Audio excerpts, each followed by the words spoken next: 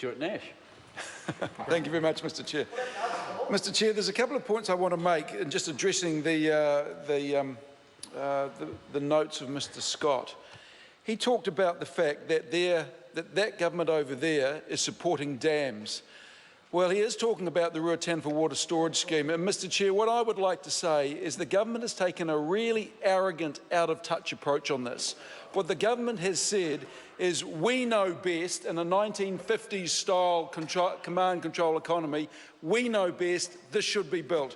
The really interesting thing about the Ruataniwha water storage scheme is those who will extract value from it, i.e. the farmers, have not invested in it. You would think if anyone was right behind this, if anyone was investing it, it would be the farmers.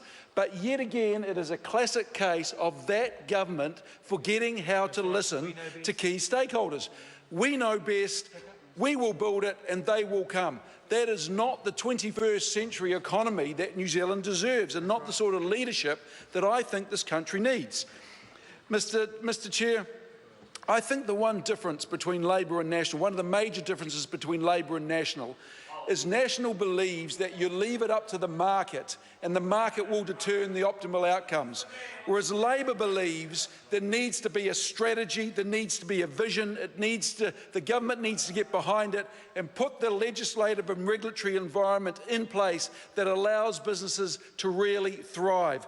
And if we have a look at what happened with exports as a classic case, and we are a trading nation, this government inherited an economy where exports were 30% of GDP. They had a plan to take them to 40% of GDP.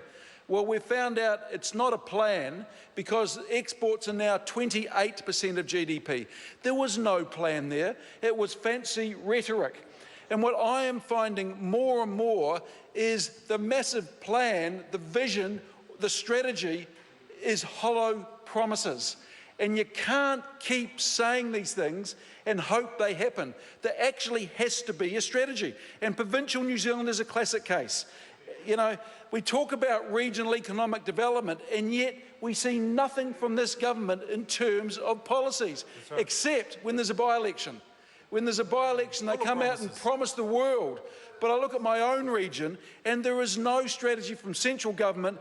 Local government has driven growth there in a way that this government has no idea about how to do it, because they breeze in, they articulate a couple of platitudes and then they take off. And the other thing that disappoints me, Mr. Chair, is the minister standing up and talking about the more for less. We expect people to do more for less. And he talks about an investment approach. Well, the problem with that, Mr. Chair, is communities are not about rates of return. Solving police numbers are not about what is the rate of return we get from moving a police station out of Napier and moving it to Hastings.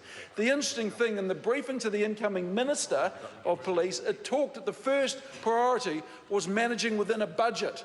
Moving a police station out of Napier, it was all about how much money we're going to save. There was nothing to do about communities.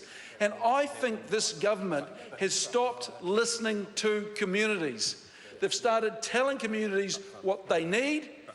They've stopped listening and asked, what do you require? It's an arrogant and it's an out-of-touch sort of approach, which unfortunately tends to afflict a lot of governments in the third term. I'm brave enough to stand up and say it happened to Labor, and it's happening to National now. The National government is out of touch and they're arrogant, and New Zealanders are seeing this, and it just isn't good. Let me give you an example. Let me give you an example around overseas investment. We absolutely believe that overseas investment is vital to driving economic growth in this country. I think we'd all agree that. But there is a difference between good economic investment and bad economic investment. And the company that I want to talk to you about for 2 seconds is called Hikurangi Forest Farms. They came here 20 years ago, and they bought 33... Order. David Bennett will stand and withdraw the comment he just made. The suggestion that any company is paying me is something which is completely out of order, and he will not do it. And even if he meant it about another member, he would still have to withdraw. The member will withdraw. I withdraw. Stuart Nash. Thank you, Mr. Chair. This is a company who in 1996 promised in an application to New Zealanders they would build a state-of-the-art sawmill.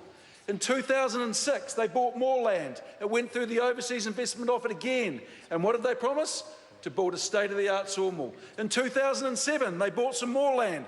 And you guessed it, they promised to the Overseas Investment Office, which acts on behalf of New Zealanders, to build a state-of-the-art sawmill, and they've done nothing.